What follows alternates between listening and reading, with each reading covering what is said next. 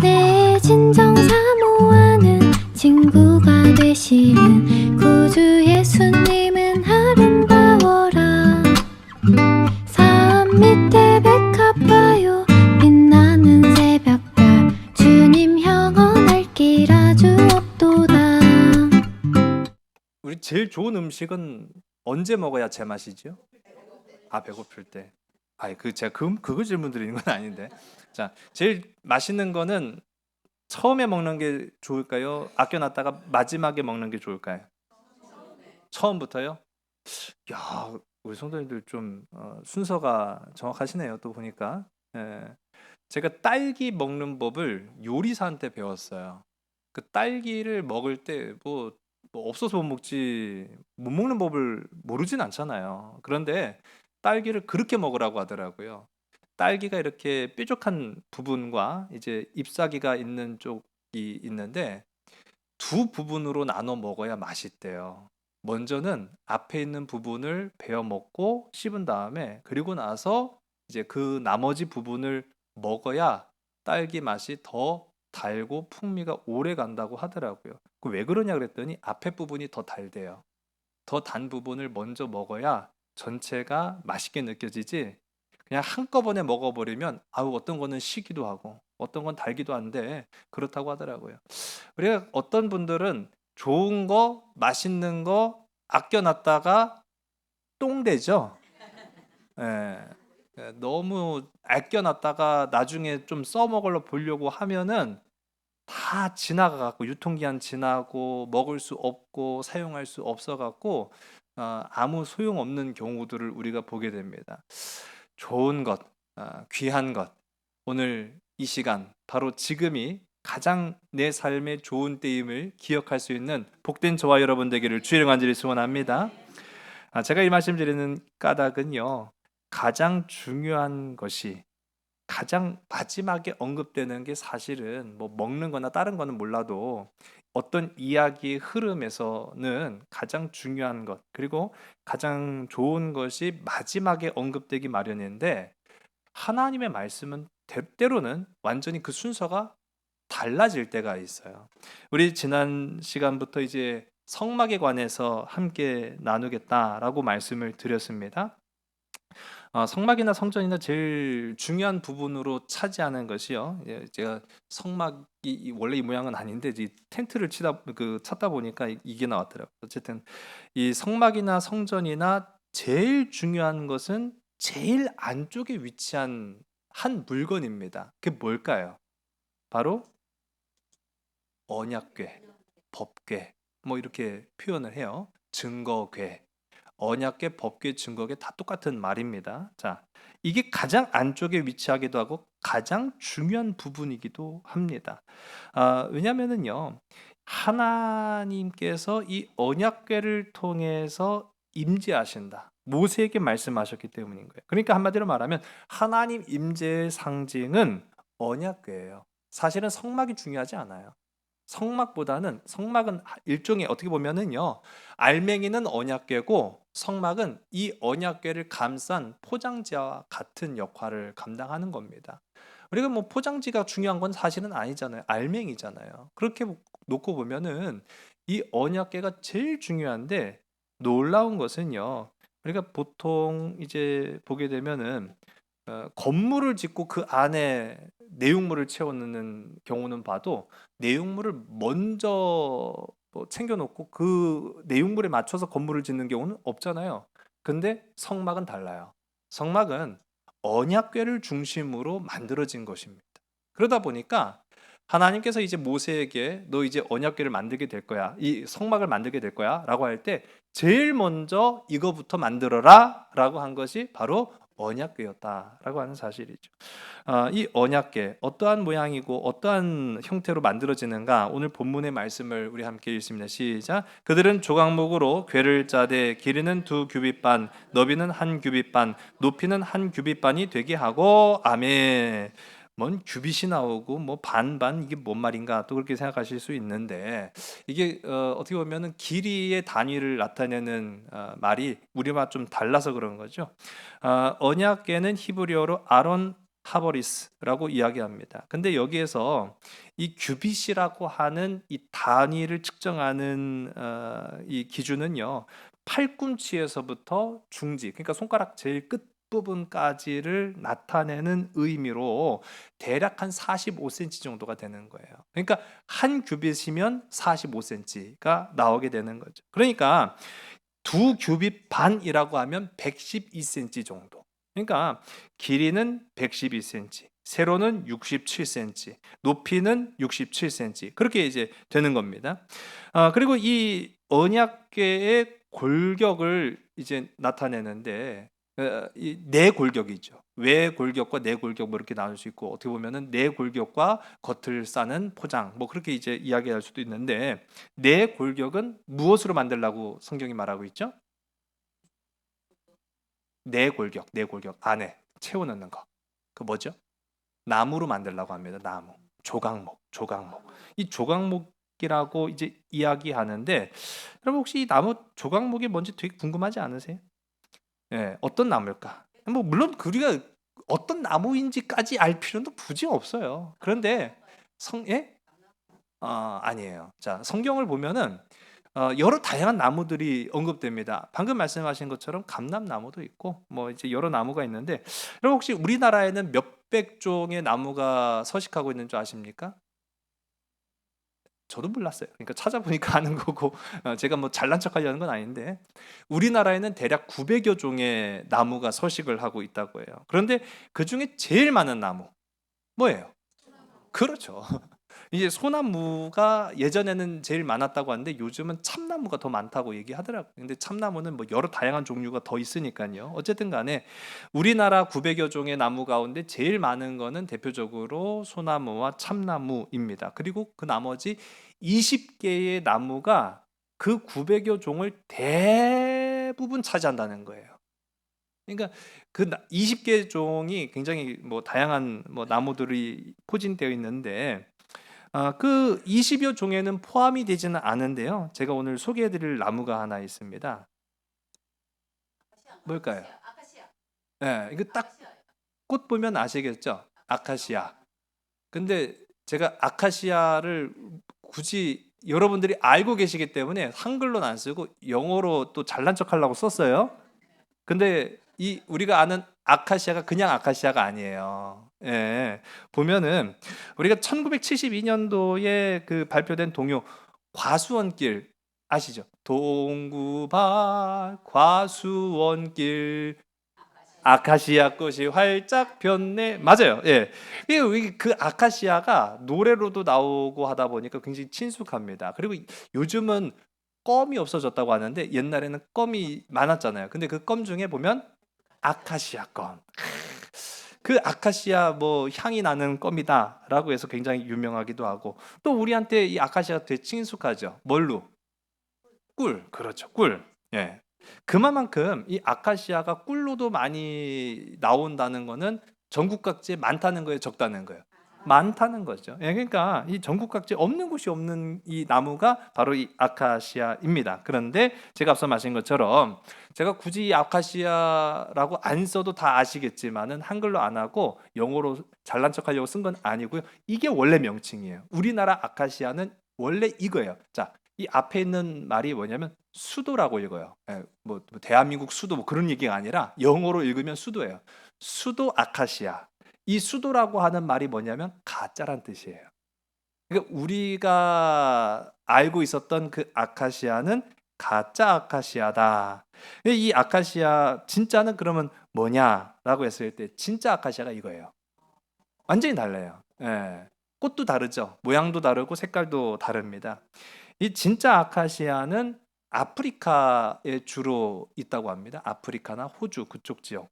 그리고 우리가 알고 있는 이 아카시아는 북아메리카에서 건너온 거예요. 물 건너온 물건이죠. 예. 이 물 건너 왔는데 이 1890년대 우리나라 처음 들어왔다고 합니다. 근데 이제 처음 들어올 때 이상하게 앞에 이제 수도 아카시아라고 가짜 아카시아라고 불렸던 그 이름에서 가짜라는 말이 그냥 쏙 빠지고 그냥 아카시아라고 불려지기 시작하다 보니까 그냥 아카시아가 아카시아인 거였던 거죠. 근데 이제는 우리가 지식적으로도 그리고 또 우리가 전 세계 사람들이 이제 교류를 하다 보니까 학자들이 아카시아라고 부르면 이거 혼동하기 시작하는 거예요. 우리가 아는 아카시아랑 원래 진짜 아카시아를 구분하기가 어려운 거죠. 이름이 같아 버리니까요. 그래서 얼마 전이에요. 몇 년 안 됐습니다. 한국산림과학회에서 우리나라가 그동안에 아카시아라고 불렸던 이 나무를 아카시나무로 명칭을 바꿨어요. 자, 그래서 제가 이제 이 아카시아 나무를 굉장히 또 뭐 홍보하려고 하는 건 아닌데 굳이 그런데 이 아카시라고 이름을 바꾼 까닭이 있습니다. 왜 아카시라고 했을까요? 그렇죠. 이 아카시아가 우리가 전에 알고 있었던 이 아카시아가 꽃도 유명하지만 가시가 참 많아요. 그래서 이 가시 나무이기도 합니다. 예. 그런데 아까 이제 우리나라의 이 아카시아 나무가 이 아카시죠. 이 아카시 나무가 없는 곳이 없다. 그 이유가 한국 전쟁 때문이라고 해요. 한국 전쟁 때문에 우리나라 이제 산이 황폐화되었고 나중에 이걸 산림을 회복을 시켜야 되는데 빨리 자라고 건강하게 자라고 또 이 확산 속도도 좋고 하는 그 수목이 무언가라는 거를 보니까 아까시 나무만한 게 없더라는 거죠. 그때 그래서 그렇게 굉장히 대량으로 심어서 우리나라가 이제 빠르게 복구가 되었다. 뭐 그런 얘기도 제가 전에 들었습니다. 근데 또 좋은 것이요. 이 아까시 나무의 뿌리가 이 토양을 굉장히 건강하게 만든대요. 그러니까 한마디로 말하면 산림도 회복하고 땅도 좋게 만드는 일종의 일석이조의 역할을 감당을 한다고 합니다. 자, 네, 제가 여기까지 얘기하면 무슨 아카시아 나무 얘기하려고 온 무슨 뭐 장사꾼인 줄 알고 계시는데 이 아카시 나무를 제가 말씀을 드리려는 까닭이 뭐냐? 이 언약궤를 뭐로 만들었을까요? 아니에요. 네. 조각목입니다. 이것도 우리가 조금 헷갈리지 마세요. 성경엔 분명히 조각목이라고 나왔어요. 근데 원어 성경을 보면은 시띠나무라고 말합니다. 시띠나무. 이 조각목이라고 우리가 한글 성경에 나온 까닭은 원래 우리가 한글 성경 원래부터 한글 성경이 존재했던 게 아니죠. 전파되고 전래되어 온 거 아닙니까? 중국에서부터 전래되어 온 이 한글 성경이 번역을 하다 보니까 시띠나무라는 게 중국에는 없어요. 그런데 이 시띠나무랑 모양새가 비슷한 게 뭐냐라고 했더니 조각목 나무라는 게 있어요. 근데 이 조각목 나무가 또 특징이 뭐냐면 가시가 많아요. 가시가 많으니까 조각목 나무라고 번역하는 것이 옳겠다. 우리 땅에는 시띠나무가 없으니까요. 그래서 조각목 나무라고 번역을 했는데 이게 이 조각목 나무라고 번역한 것이 사실은 시띠나무였고 시띠나무를 다른 말로 바꿔 말하면 아카시아 나무가 맞습니다. 네, 아카시아. 자, 그래서 이 아카시아 나무가 시띠나무인데 화면에 보시면은요, 이게 시띠나무예요. 예, 이 시띠나무입니다. 근데 이 시띠나무의 명칭인 시띠이라고 하는 말 자체가 가시예요. 가시나무입니다. 가시나무. 그래서 이 시띠나무가 곧 가시나무고 이 가시나무를 이용해서 오늘 우리가 함께 읽은 이 말씀 속에 나타나는 언약궤를 만들었다라고 하는 건데 그러면 이 시띠나무가 얼마나 특별한 나무길래 정말로 그 귀하고 중요한 이 언약궤를 만드는 재료로 쓰여졌느냐라고 하는 거죠.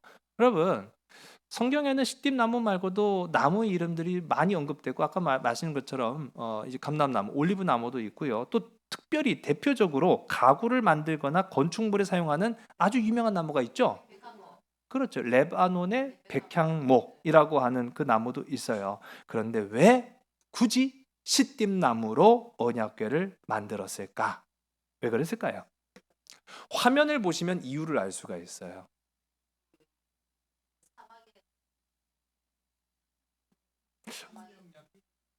얼추 답에 접근하신 것 같긴 한데 사막에는 이 나무밖에 없다는 거예요. 사막에는 이 나무밖에 없어요. 예, 맞아요. 생명력이 강해요. 그래서 이 나무밖에 못 살아요. 그 척박하고 황량한 땅 사막에서는 시띠나무 말고는 살아남을 수가 없어요. 제가 성지순례 갔을 때 이 시띠나무를 굉장히 주목해 보지 못했어요. 그때 꽃이 피지 않았기 때문이었거든요. 근데 이제 시띠나무가 어떤 모양인가 화면을 잠깐 보시면은 이렇게 생겼거든요. 뭐가 딱 눈에 띄는지 한번 보세요. 그렇죠. 가시, 하얀색이 가시입니다. 가시인데 얼마나 큰 줄 아세요? 주먹만 해요, 가시가. 한 10cm까지 이 가시가 나무에 그냥 막 그야말로 무슨 뭐 그 꽂아놓은 것처럼 다닥다닥 붙어 있어요. 잔가시가 아니에요. 엄청나게 큰 가시예요. 근데 이제 작은 것부터 이제 큰 것까지 붙어 있기 때문에 그야말로 그래서 시띠나무다, 가시나무다. 그렇게 불려지게 됩니다. 여러분, 제가 오늘 본문 말씀을 연구하면서 정말로 충격을 받았고 정말로 큰 은혜를 받았어요. 왜? 하나님께서 모세에게 굳이 많은 나무 중에 물론 그 사막에서 구할 수 있는 거는 이 시띠 나무밖에 없었으니까 그렇지만 나중에는 바꿀 수 있었을 거 아니에요. 나중에.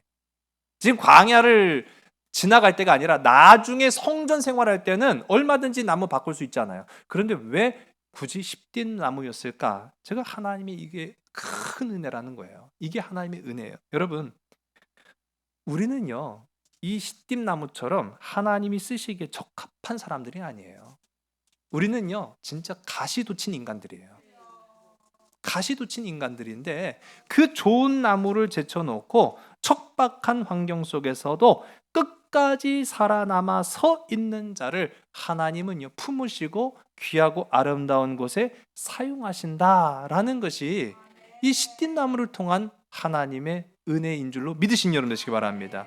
고린도전서 1장 8절의 말씀인데요. 우리 함께 읽습니다. 주께서 너희를 우리 주 예수 그리스도의 날에 책망할 것이 없는 자로 끝까지 견고하게 하시리라. 아멘.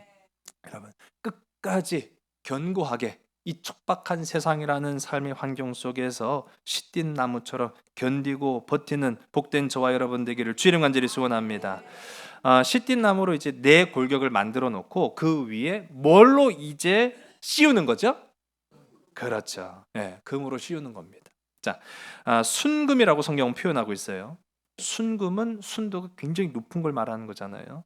그러니까 지금까지도 우리가 변하지 않는 가치를 의미할 때 대표적으로 언급되는 귀금속이 바로 금입니다. 금, 순금이죠. 또 이 금이라는 것은요, 또 다른 의미로 변하지 않는 예수 그리스도의 신성, 하나님의 모습을 나타내기도 해요. 그래서 예수님께서 태어나셨을 때, 예수님의 탄생 때 동방의 박사들이 경배하며 드린 예물 중에 하나가 바로 황금이었던 거죠. 네, 왕의 신성을 의미하는 황금이었습니다. 오늘 우리가 함께 읽은 본문 말씀인데요, 11절에서부터 우리 13절까지의 말씀을 읽습니다. 너는 순금으로 그것을 싸되 그 안팎을 싸고 위쪽 가장자리로 돌아가며 금태를 두르고 금고리 넷을 부어 만들어 그 네 발에 달되 이쪽에 두 고리 저쪽에 두 고리를 달며 조각목으로 채를 만들어 금으로 싸고. 아멘. 한마디로 언약궤 전체를 다 무엇으로 싸라는 거예요? 그렇죠. 안과 박, 심지어는 들고 가는 그 채까지도 순금으로 둘러싸라. 그렇게 말씀하십니다. 여러분, 하나님의 은혜는요, 마치 이 조각목 같은 우리 가시돋친 우리 위에 하나님의 사랑으로 덮으시는 겁니다. 불순물이나 오염도 허용하지 않으시는 변치 않는 하나님의 크신 은혜로 우리의 삶을 감싸 안으신다라고 하는 것이 이 언약궤를 통해서 우리가 발견할 수 있는 귀한 사실이라는 거죠. 하나님은 우리를 순금으로 싸고 금태를 두르십니다. 여러분, 그래서 우리가 그리스도인이 된다는 것이 얼마나 복되고 아름다운가라고 하는 것을 직접 두 눈으로 똑똑히 보여주신 사건이 바로 언약궤라는 거예요. 여러분, 금으로 둘러싼 곳은 여기만이 아님을 이제 우리가 말씀을 통해서 보게 됩니다. 우리 말씀 17절서부터요. 우리 21절까지의 말씀을 보겠습니다. 순금으로 속죄소를 만들되 길이는 2규빗 반, 너비는 1규빗 반이 되게 하고 금으로 그룹 둘을 속죄소 두 끝에 쳐서 만들되 한 그룹은 이 끝에 또 한 그룹은 저 끝에 곧 속죄소 두 끝에 속죄소와 한 덩이로 연결할지며 그룹들은 그 날개를 높이 펴서 그 날개로 속죄소를 덮으며 그 얼굴을 서로 대하여 속죄소를 향하게 하고 속죄소를 궤 위에 얹고 내가 내게 줄 증거판을 궤 속에 넣으라. 아멘. 지금까지 얘기한 거는 우리가 이제 어떻게 보면 그릇과 같은 형태로 그릇과 같은 목적으로 만들어진 언약궤예요. 근데 사실 우리가 이야기하는 이 언약궤는 두 부분으로 나뉘어진 겁니다. 그릇과 뚜껑이에요. 쉽게 표현해서 제가 그렇게 말씀드린 거예요. 언약궤는 그릇과 뚜껑으로 나뉘어집니다. 근데 이름도 달라요. 그릇은 언약궤고 뚜껑은 속죄소예요. 예. 이거 잘 모르시는 분들 많더라고요. 그냥 언약궤가 다 똑같은 언약궤인 줄 알고 그냥 위아래 뚜껑이고 뭐 이제 그릇이고 다 똑같이 생각하시는 분들이 있는데 언약궤는 이 언약궤와 속죄소로 나눠져 있어요. 그런데 이 속죄소는 일종의 덮개거든요. 이 덮개 화면 보시면은 이게 완전한 형태인 거죠. 언약궤의 완전한 형태. 그 위에 뚜껑이긴 하지만 그냥 뚜껑이 아니라 두 천사, 그룹이라고 말하는 천사죠. 이 두 천사가 날개를 서로 맞댄 채로 고개는 어디를 향하고 있어요? 그렇죠. 아래를 향하고 있는 거예요. 고개는 아래를 향하고 두 날개를 맞대고 가리우는 그런 형태를 취한 것이 바로 이 속죄소입니다. 언약궤는 제가 아까 말씀한 것처럼 1차적으로는 뭘로 만든다고 했죠? 다 지금 계속 아까시 제가 말씀드린 시띠나무 그렇죠? 예, 맞아요. 나무로 만들어요. 나무. 자, 언약궤는 1차적으로는 나무로 만들고 그 위에 금을 싸는 형태예요. 그런데 속죄소는 100% 금이에요. 이게 차이가 있어요. 그러니까 제가 아까 말씀드린 것처럼 그냥 이걸 뭉뚱그려 갖고 다 언약궤야라고 이렇게 말씀을 드리는 게 아닙니다. 언약궤와 속죄소로 완전히 엄격하게 분리가 되어 있는데 이 언약궤 같은 경우에는 나무로 만들 때 그 위에 금으로 둘러싸고 있다고 한다면 속죄소는 100% 순금으로 쳐서 만드는 겁니다. 자, 단순한 그래서요. 왜 이거는 100% 금이냐라고 했을 때 단순한 의미로 언약궤의 뚜껑의 역할만 하는 게 아니라는 것을 이야기하는 거예요. 굉장히 중요한 상징을 가지고 있다라고 말씀을 드리는 거죠. 이 속죄소의 양 끝에는 두 천사가 마주보는 상태에서 이제 고개를 숙여서 아래를 쳐다본다라고 제가 말씀을 드렸습니다. 근데 이 두 천사의 시선이 굉장히 중요해요. 아래를 본다고 했죠. 아래. 두 천사가 아래를 향하고 있어요. 그럼 무엇을 보고 있을까요? 그렇죠. 언약궤를 보고 있는 거예요. 이 두 천사가 속죄소 위에 서 있는 이 두 천사가 언약궤를 내려다보고 있는 겁니다. 무엇가 보일까요? 무엇이 보일까요?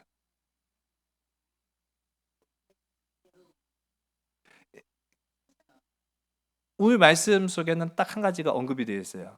그 언약궤 안에 넣는 내용물이 보이는 거죠. 그렇죠. 두 돌판. 그 십계명을 보는 거예요. 자, 여러분 지금은 이제 증거판, 두 증거판이라고 하는 이 십계명만 들어가 있지만 나중에는 여기에 두 가지가 더 추가가 되죠. 뭐가 추가됩니까? 만나가 든 항아리는 뭘로 만들까요? 금 항아리예요. 네. 만나가 든 금 항아리와 또 뭐가 들어가죠? 아론의 쌍난 지팡이가 들어갑니다. 자, 여러분 근데 이거를 그러면은 속죄소 위에 두 천사가 내려다보고 있는 거예요. 왜 그럴까요? 이 과정을 우리가 머릿속에 그려봐야 됩니다. 속죄소의 두 천사가 아래로 언약궤 안에 들어가 있는 내용물을 보는데 아무거나 채워넣는 것이 아니라 엄선해서 넣은 거죠. 두 증거판과 그리고 만나가 든 금 항아리와 그리고 아론의 쌍난 지팡이가 들어가 있어요. 근데 이 세 가지는 사실은 다 어떤 것이냐라고 했을 때 인간의 연약함과 죄악으로 인한 결과물들이에요. 만일 우리가 하나님을 멀리하고 하나님을 떠나지 않았던들 두 증거판이 주어질 리가 있겠습니까? 없지요. 우리의 죄악으로 인해서 주어진 것이 두 증거판, 율법이었어요. 또 이후에도 말씀드리겠지만은 만나를 우리가 하나님께서 주신 하늘의 신비한 음식이다 그렇게 표현을 하는데요. 사실 이 만나는 인간들이 얼마나 오죽불평했으면 하나님이 주셨겠습니까? 그러니까 인간의 연약함과 죄 때문이라는 거예요. 마지막으로도 우리가 이제 아론의 쌍난 지팡이도 같은 의미의 결과물이다라는 것을 볼 수 있는 거예요. 그러니까 한마디로 말하면 속죄소 위에 두 천사는 인간의 연약함과 죄악을 쳐다보고 있는 거예요. 인간의 연약함과 죄악을 쳐다보고. 자, 그런데 우리 죄 많은 인간들과 거룩한 하나님의 그 속죄소가 만나시고 말씀하신다는 거예요. 이 두 사이에 인간의 연약함과 하나님의 거룩함 사이에 만남이 있다라는 거예요. 그 접촉이 생긴다라는 거죠. 우리 21절과 22절의 말씀을 우리 함께 읽습니다. 시작. 속죄소를 궤 위에 얹고 내가 내게 줄 증거판을 궤 속에 넣어라. 거기서 내가 너와 만나고 속죄소 위 곧 증거궤 위에 있는 두 그룹 사이에서 내가 이스라엘 자손을 위하여 내게 명령할 모든 일을 내게 이르리라. 아멘. 이스라엘은요 1년에 한 번 대속죄일이 되면은 대제사장이 이 언약궤와 속죄소, 그러니까 그릇과 뚜껑 사이에는 이 판이 있는 거죠. 그러니까 한마디로 뚜껑이니까요. 뚜껑 위에다가 피를 뿌려요. 네, 피를 뿌립니다. 그 피를 뿌리고 그 피만 아니라 이제 그 앞에도 피를 뿌리게 됩니다. 이게 이러한 행위를 하는 거는요. 이스라엘 죄가 이 흘려진 피로 인해서 사함을 받는다라고 하는 그런 의미를 가지고 있어요. 레위기 성경 16장 15절과 16절의 말씀을요. 우리 함께 읽습니다. 또 백성을 위한 속죄제 염소를 잡아 그 피를 가지고 휘장 안에 들어가서 그 수송아지 피로 행함같이 그 피로 행하여 속죄소 위에와 속죄소 앞에 뿌릴지니 곧 이스라엘 자손의 부정과 그들이 범한 모든 죄로 말미암아 지성소를 위하여 속죄하고 또 그들의 부정한 중에 있는 회막을 위하여 그같이 할 것이요. 아멘. 그렇습니다. 그러니까 피가 뿌려지면은 이제 그 피로 인해서 그 죄악, 인간의 연약함과 죄악이 사하여진다, 회복되어진다라고 하는 그런 의미를 갖는다는 거예요. 그래서 이 속죄소를요 영어로 말하면 멀시 시트, 그러니까 시트는 의자를 말하는 거고 멀시는 은혜를 말하는 거예요. 은혜의 자리다, 은혜의 자리다. 근데 이 속죄소를 더 정확하게 표현하는 건 영어가 아니더라고요. 그러니까 영어로만 표현하면은 은혜의 자리 그렇게 해석이 되는데 히브리어를 보게 되면 카포레트라고 합니다. 카포레트는 덮는 곳이다. 무엇을 덮는 곳이에요? 죄를 덮는 곳이다 라고 하는 거예요. 죄를 덮는 곳이다. 한마디로 말하면 속죄의 피가 없으면 여전히 두 천사는, 그리고 하나님께서는 우리의 죄악을 보시겠지만 속죄소 위에 속죄의 피, 즉 예수 그리스도의 보혈의 피가 뿌려지게 되면 더 이상 우리의 죄가 보이지 않게 된다라는 겁니다. 한마디로 말하면 우리의 죄를 덮어주는 덮개인 것이 바로 속죄소다라고 하는 거죠. 여러분 오늘 이 말씀이요 굉장히 어떻게 보면 짧게 느껴질 수 있겠지만 굉장히 중요한 말씀입니다. 여러분 우리의 삶 속에 이 본문의 말씀을 기억하고 지키며 살아갈 수 있는 복된 저와 여러분 우리 모두가 다 되기를 주의 간절히 소원합니다. 여러분 죄 많은 우리는요 앞서 말씀 것처럼 이 아까시 나무, 시띠 나무처럼 가시 돋친 인생을 살아갑니다. 그런데 이 가시 돋친 우리 인생은요 가만 내버려 두면은 정죄받아요. 정죄받아요. 다 찍혀 불에 던질 수밖에 없는 존재가 되고 맙니다. 그런데 하나님께서요 예수 그리스도를 통해서 그 가시나무인 우리를 감싸 주시는 거예요. 주택 앞에 가시나무 있는 거 아시죠? 그 더럽게 자라요. 이렇게 표현해서 죄송합니다. 이쁜데 이게 자랄 때 보면은 막 밑으로 쫙 쳐지고 막 그러면은요, 가시가 보통 날카롭고 매서운 게 아니에요. 그래서 눈 찌를까봐, 또 애들 또 다칠까봐 그래갖고 밑에를 쫙 잘랐어요. 근데 쫙 자르면서 옆으로 가다가 그만요, 그걸 확 밟았는데 진짜 그야말로 이게 진짜 아프면 악소리도 안 해. 그래갖고 얼마나 아픈지 제가 하루는 쩔뚝거렸다니까요. 세상에 수없이 많은 가시를 찔려봤어도 그날처럼 아플 수가 없는 거예요. 너무 아픈 거예요. 너무 아픈 거예요. 제가 아까 씨띠나무 보여드렸죠? 가시가 주먹만 해요. 찔리면 아픈 게 아니라 죽을 것 같아요. 여러분, 우리가 삶에 돋고 있는 이 가시는요, 그냥 잔가시 정도가 아니에요. 찔리면 죽는 정도예요. 근데 가만 내버려두면 정죄받고 찍혀서 불에 던져지거든요. 그러니까 그거를 참지 못하신 예수 그리스도께서 우리에게 달려와서 품어주신 거예요. 감싸주신 거예요.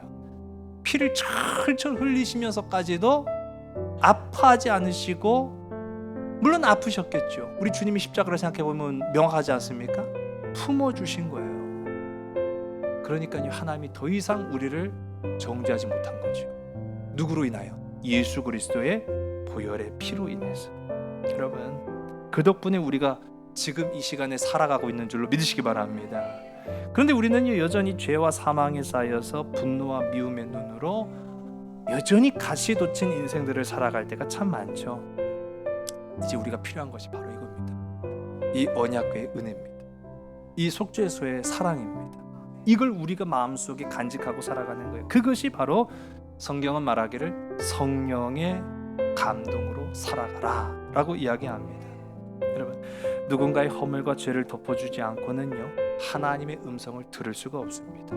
아무리 귀하디 귀한 말씀을 100번, 1000번, 10,000번 들어도 내 안에 여전히 성령의 임재가 없이는, 예수 그리스도의 피 흘림을 내가 고백하지 않고는요, 우리는 가시돋친 인생으로 그냥 살아가고 마는 거예요. 그러니까 예수 그리스도의 피 흘림과 그리고 성령님의 임재하심을 사모할 때 비로소 우리 연약하고 우리 가시돋친 삶 속에 성령님의, 그리고 예수 그리스도의 놀라운 황금과 같은 순결한 사랑이 우리를 감싸서 하나님의 자녀 되게 하신다라고 하는 겁니다. 그런 자만이 복음을 들을 수 있습니다. 그런 자만이 죄악의 짐에서 벗어나 하나님의 기대를 이룰 수 있다라고 하는 것입니다. 여러분, 이제 앞으로 여러분 삶 속에 나아가셔서 내 삶은 언약궤다, 내 삶은 예수 그리스도의 사랑으로 감싸졌다, 금으로 부른 인생이다, 내 삶은 속죄소가 바라보는데 그냥 내 죄를 바라보는 것이 아니라 내 위에 뿌려진 예수 그리스도의 보혈을 통해서 나를 사랑으로 바라보신다. 여러분, 그 소망이 오늘 저와 여러분을 살리는 귀하고 아름다운 기쁨이 되기를 주의 이름 간절히 소원합니다. 기도하시겠습니다. 하나님, 참 감사합니다. 주 예수 그리스도의 이름과 우리 하나님의 성령 안에서 씻음과 거룩함과 의롭다 하심을 받은 자, 그가 바로 오늘 이 시간 시띠나무 같은 가시나무 인생인 우리가 되게 인도하여 주시옵소서. 황량하고 메마른 세상 가운데에서 가시만 돋친 채로 살아가는 것이 아니라 다듬어지고 깎아져서 주님이 쓰시기에 너무나도 귀하고 아름다운 언약궤가 되고, 그 위에 순결한 예수 그리스도의 사랑인 황금이 둘러싸고 예수 그리스도의 보혈로 말미암아 하나님 나라의 상속자가 되는 복된 믿음의 지체들, 사랑의 일꾼들이 다 되게 인도하여 주시옵소서. 세상을 향해 나아갑니다. 일터를 향해 나아갑니다. 여전히 가신돋친 채로 살지 않게 하옵시고, 성령 임재의 귀하고 아름다운 역사로 남의 허물도 덮어주고 사랑으로 품어줄 수 있는 귀하고 아름다운 주의 복된 일꾼들 되게 하여 주시옵소서. 참사랑 되시는 나사렛 예수 그리스도의 이름으로 감사하며 간절히 기도드렸사옵나이다. 아멘. 창조